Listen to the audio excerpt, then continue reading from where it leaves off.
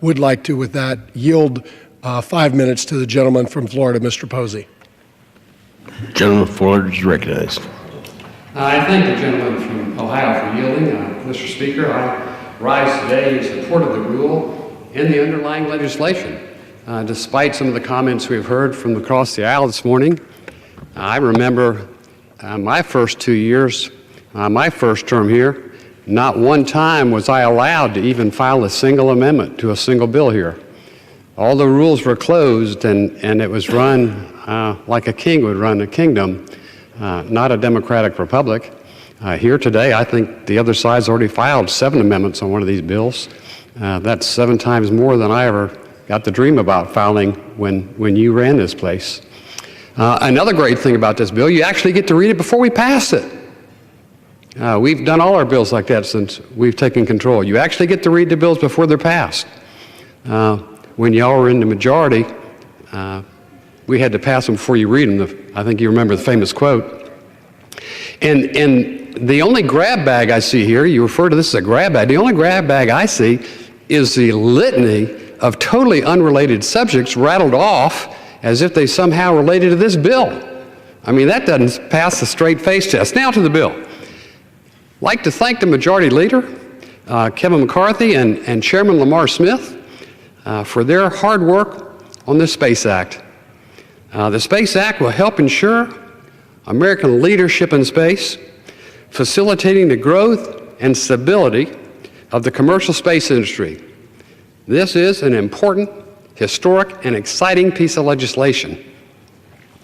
This legislation includes many important provisions to update our laws and the oversight of the commercial space industry, including Title II of the Space Resource Exploration and Utilization Act, historic, bipartisan, bicameral legislation, introduced with my colleague from the state of Washington, Derek Kilmer. I appreciate the support H.R. 1508 incorporated in herein has received from many members of the Science Committee and the thorough work and research of Senators Patty Murray and Marco Rubio, who introduced identical legislation in the United States Senate. The Space Act also includes a provision which would streamline regulations and encourage cooperation between government agencies, commercial space activities, to eliminate red tape and bureaucracy that are impeding development of America's commercial space industry.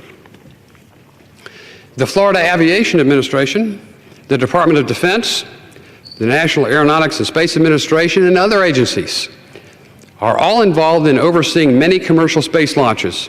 And sometimes there are duplicative measures that could be streamlined, cutting costs to both the federal government and commercial companies, and making United States companies more competitive in the global marketplace. Let me add that this bill includes a provision requiring the FAA to provide direction for space support vehicles, also known as experimental aircraft. Unfortunately, for too long, the FAA has held off providing direction by means of a regulatory framework for these endeavors to safely support the United States commercial space. In Florida, there is such an entity approved by NASA and operating out of the Kennedy Space Center, which the FAA grounded because they use experimental aircraft. This is a testament that FAA needs serious reform and needs to be brought into the 21st century. In short, the Space Act is a critical piece of legislation to the future of our commercial space industry. And it's important to our space exploration efforts as well. I thank my colleagues again for their work on the Space Act and urge all members to support the rule today and passage of this important legislation. Thank you. I yield back. Gentleman yields back his